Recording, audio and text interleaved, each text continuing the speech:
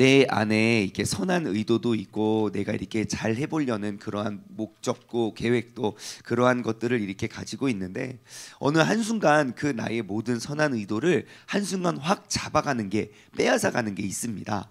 내가 아무리 선한 마음을 품고 선한 의도를 가지고 좋은 일을 하려고 해도 그 모든 선한 것들을 단 한 번에 한순간에 싹 앗아가는 그러한 도구가 그러한 것이 있다면 그것은 바로 미움이 아닐까 싶습니다.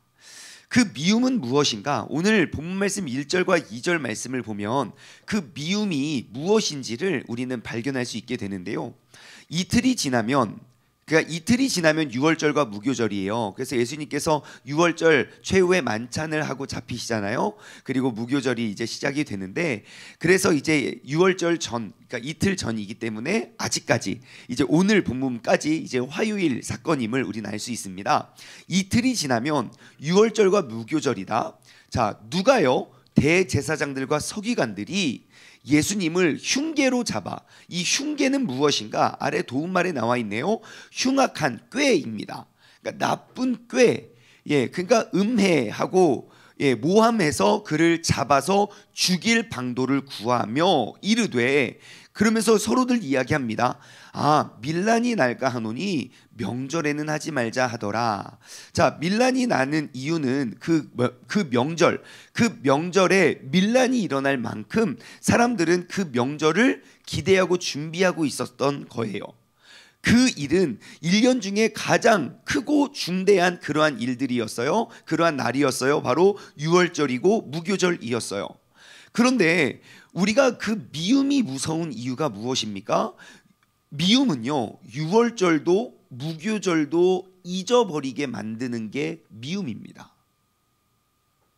환원하면 1년에 제일 중요하고 1년에 제일 큰 날까지도 잃어버리게 만드는, 파괴시키는 것이 바로 미움이라는 거예요. 여러분, 예수 그리스도를 미워서 잡아 죽이려고 했던 그 대제사장들과 서기관들은 어떠한 사람입니까? 다른 사람들은 몰라도 이들은 이 날을 기억해야죠. 다른 사람들은 6월절이고 무교절이고 지키지 않더라도 대제사장과 서기관들은 지켜야죠. 왜요? 그들은 6월절이 어떤 날인가, 무교절이 어떠한 의미를 갖고 있는지 가장 잘 알고 가장 명확히 그들에게 가르치고 이끌고 준비해야 하는 사람들이었기 때문입니다. 그런데 지금 1절과 2절 말씀을 통하면 밀란들은, 그러니까 즉 백성들은 그 명절을 기억하고 기념하고 준비하고 있을 때 그 날을 가장 앞서 준비하고 진행하고 나아가야 할 이 대제사장들과 서기관들은 지금 무엇을 준비하고 있습니까? 예수 그리스도를 잡아서 죽일 방도를 구하고 있습니다. 그가 정말 잘못해서 잡아 죽이는 것이 아니에요. 사형죄에 합당한 그러한 일들을 했기 때문에 그에게 사형을 집도하려는 계획이 아니었어요. 예수를 흉계로 잡아, 그러니까 흉악한 그 꾀로 그를 잡아 죽일, 어떻게 저 사람을 잡아 죽일까? 어떻게 하면 내 눈앞에서 저 사람을 죽일 수 있을까를 꿈꾸고 있었다는 거예요. 언제? 6월절을 앞두고. 누가? 그 6월절을 이끌고 인도해야 할 사람들이, 올바로 알고 가르치고 준비해야 할 사람들이 자신의 본분과 그리고 자신이 가르치는 것이 무엇인지를 잃어버리게 만들고 그것을 완전히 포기케 하는 그 한 가지 강력한 무기가 있다면 그것은 바로 미움이라는 것입니다. 여러분, 오늘 이 시간에 우리가 그 뒤에 그 마리아의 그 한나의 향유 옥합에 대해서 넘어가기 전에 우리가 이 1절과 2절을 우리가 좀 묵상해 보았으면 좋겠어요. 여러분, 6월절이 임하기 전에 그 모든 선한 의도와 모든 좋은 것들을 한순간 뺏어갈 수 있는 그 도구, 바로 미움입니다. 내가 아무리 큰 은혜를 사모하고 있더라도 그 은혜의 자리까지 나아가지 못하게 만드는 결정적인 원인은 미움이 돼요. 좀 더 나아갈까요? 내가 아무리 큰 은혜를 받았더라도 내가 그 은혜를 누리지 못하게 한순간 우리의 모든 선한 의도를 무너뜨리는 건 미움입니다. 근본 사순절 기간을 통해서 여러분 이 미움의 죄를 태워버리시기 바랍니다. 미움의 죄를 태워버리자. 시작. 여러분, 미움의 죄를 태워버리는 게 왜 중요한지 아십니까? 미움은 상대를 죽이는 것이 아니라 나를 죽이기 때문입니다. 내가 미워하는 그 사람, 내가 미워한다고 그 사람 죽지 않아요. 어쩌면 내가 왜 그 사람을 미워합니까? 미워하는 그 사람이 더 잘 되니까 미워하죠. 미워하는 그 사람이 점점점 안 되면 미워하지 않습니다. 불쌍해서. 나보다 더 잘 되는 모습이 보니까 더 미운 거고, 많은 사람들이, 백성들이 나 대제사장들과 서기관을 따랐다면, 나보다 예수를 적게 따랐다면 예수님을 그렇게 미워하지 않습니다. 하지만 나보다 그를 더 따르니, 내가 미워하는 그 사람이 더 잘 되는 것처럼 보여지니까 그를 죽일 방도만 꾀하고 있다는 거예요. 지금까지 우리 이스라엘 백성을 어떻게 이끌고 어떻게 인도했고, 우리가 이 유월절과 무교절을 어떻게 지켜냈는지는 하나도 보이지 않습니다. 다만 내 눈앞에 나의 미움을 가져가는, 빼앗아가는 그 사람만 죽이면 됩니다. 하지만 정말 중요한 건 무엇입니까? 결국 예수를 잡아 죽이면 해결될 줄 알았던 그 미움은 그를 죽인다고 해서 해결되지 않아요. 여러분, 미움은요, 나를 죽입니다. 내가 미워하는 그 대상이 딱 죽잖아요. 그러면 내 안에 미움이 사랑으로 바뀔까요? 아니요.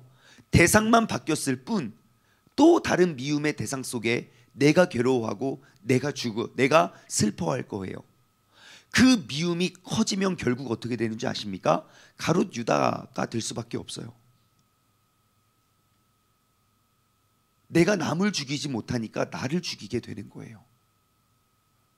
그래서 내 안에 있는 미움을 우리는 잘라내야 돼요.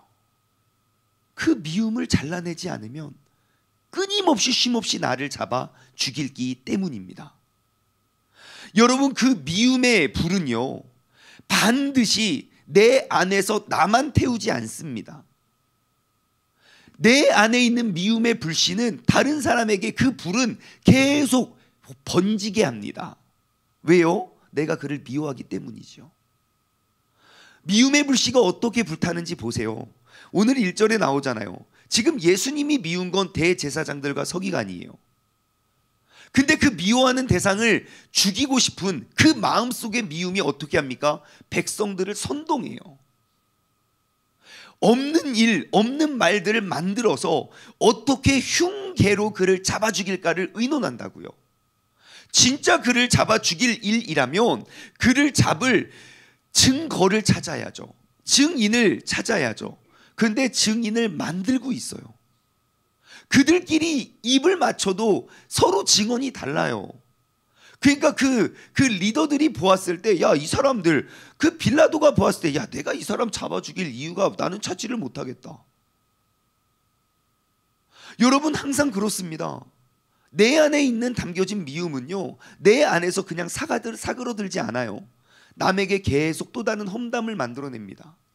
내 편을 만들기 위해서, 내가 미워하는 그 사람을 따르지 못하게 하기 위해서 나는 계속 내 안에 미움을 하나 심었을 뿐인데, 그 미움이 또 다른 험담의 잘못을 낳고 더 큰 미움을 낳고, 그리고 그 죄의 전가에 그러한 열매를 끊임없이 맺게 됩니다.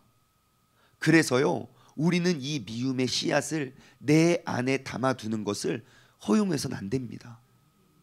그가 아무리 대제사장일지라도 그 마음속에 피어난 그 미움이 결국 나를 죽이고 수많은 사람들을 죽이게 만들기 때문입니다.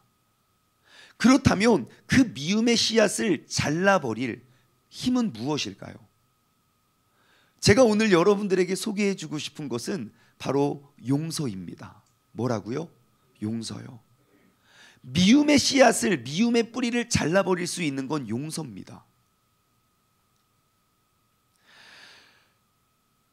여러분, 예수님을 미워했던 사람들, 여러분, 예수님을 미워했던 사람들이 괴롭지 그들의 미움을 받았던 예수님은 괴롭지 않았어요. 왜일까요? 예수님의 마음속에는 사랑이 가득했기 때문에 예수님은 친히 그렇게 힘들지 않았어요. 하지만 미움을 마음에 가지고 있었던 사람들은 그 미움이 해소가 안 되는 거예요. 끊임없이 대상을 바꿔가면서 그 미워하는 대상을 바꿔가면서 그 미움을 계속 키워냈던 거죠. 미움은요, 마음속에 미움의 씨앗을 담아두면 결국 미움은 나를 죽입니다. 자, 여러분, 그 미움을 잘라낼 힘이 용서라는 것이 무엇이냐면, 제가 오늘 저녁 말씀을 준비하다가 오늘 새벽에 이 본문이 딱 겹치는 거예요. 그래서 제가 오늘 저녁에 나눌 이야기를 조금만 한번 끌어올게요. 1948년 10월 19일 날 여수의 반란, 이 대반란 사건이 일어나게 됩니다. 그때 그 여수에서 나병 환자촌에서 나병을 돌보고 나병을 이렇게 돌아보았던 한 사람이 있었는데 그의 이름이 손양원입니다. 손양원 목사님은 그곳에서 여수 대반란 사건이 일어났을 때 사람들을 잡아가는데 그때 잡혀갔던 사람이 누구냐면 예수쟁이라는 이유로 손양원 목사님의 두 아들을 총으로 쏴 죽이게 됩니다. 그 밀란 속에. 그래서 그를 두 명을 총으로 쏴 죽인 살인자이기 때문에 그 사형수들을 이제 사형을 당하게 돼요. 근데 아시다시피 손양원 목사님은 그 아들을 죽인 사형수를 용서해요. 자신의 양아들로 삼습니다. 저는 여태까지 그 사건을 내가 저 원수를 내가 사랑해야 되는데 이렇게 괴로워하면서 사랑했을 거라고 전 생각을 했어요. 왜냐, 우린 인간이잖아요. 근데 제가 그 손영원 목사님의 생가를 가보니까 하나의 슬라이드가 있더라고요. 그 슬라이드 안에 그 사진 안에 손양원 목사님의 마음이 담겨 있었어요. 거기엔 이렇게 기록되어 있습니다. 그를 한 대도 때리지 마세요. 그를 한 대도 때리지 말고 살려주시오. 그를 내 아들로 삼으리이다. 그래요. 그를 그러니까 내 두 명의 아들을 죽인 그 사람을 사형의 자리에 딱 떠올렸을 때, 그 자리에 올렸을 때 내가 그를 미워했다면 빨리 죽여라. 왜 쟤만 죽이냐? 왜?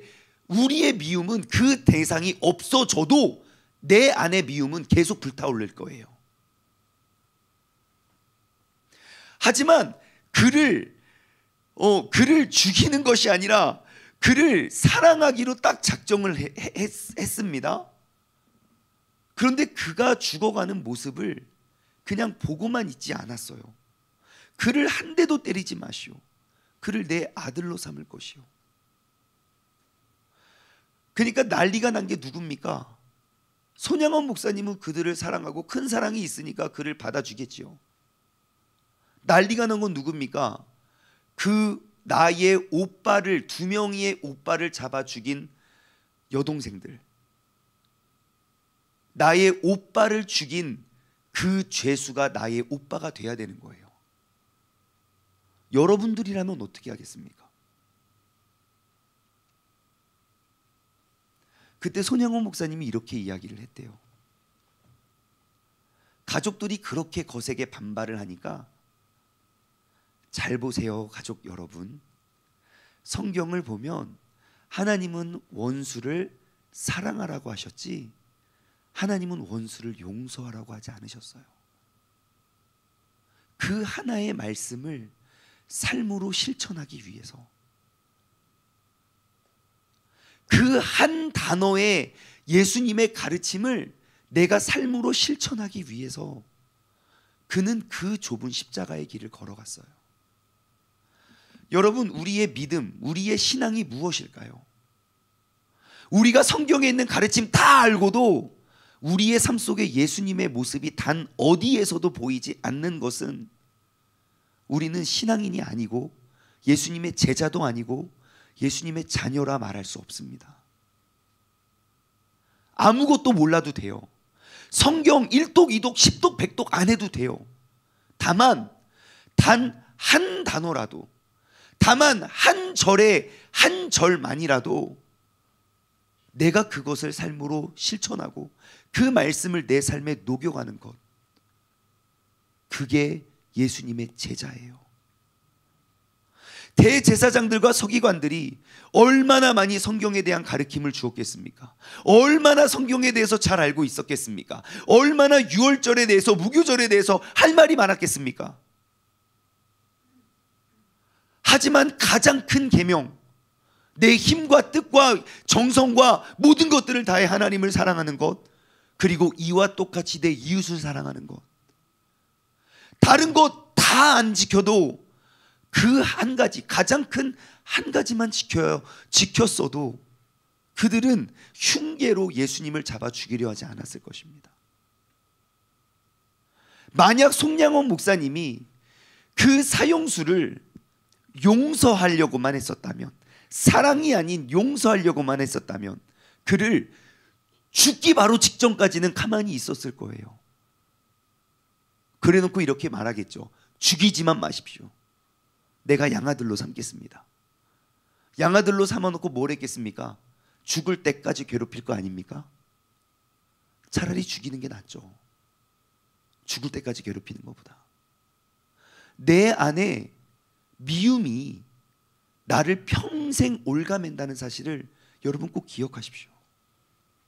내 안의 미움을 잘라내지 않으면 난 죽을 때까지 내 미움의 대상을 죽을 때까지 미워해도 결국 그를 죽이는 게 아니라 결국 나를 죽여요.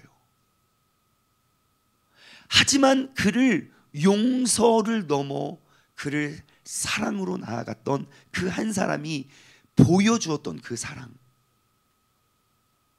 여러분, 그 한 사람의 사랑에 의해서 대한민국 기독교의 역사는 달리 쓰여지게 됩니다.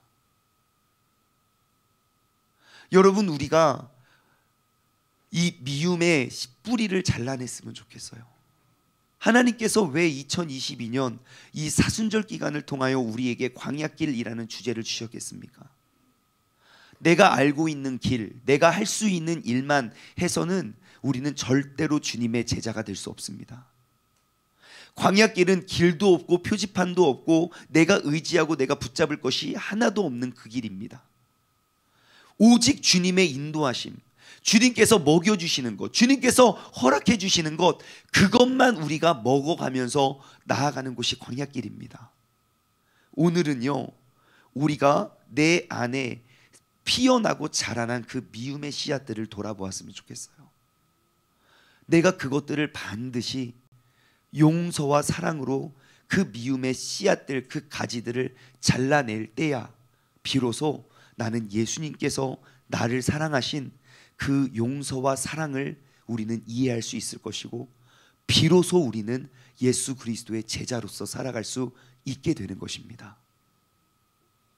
여러분, 예수님을 잡아 죽였던 성경에 대한 너무너무 많은 지식과 지혜와 그의 가르침과 행위와 율법을 지키는 행위가 있었지만 단 한 단어, 예수님이 걸어가셨던 그의 삶을 닮아가지 못했던 대제사장과 서기관이 되지 마시고, 우리가 오늘 내 삶에 내 안에 피어나는 그 미움의 싹과 그 가지들을 용서와 사랑이라는 것으로 우리가 잘라낼 수 있는 그런 믿음의 사람 되기를 주님의 이름으로 간절히 소망합니다.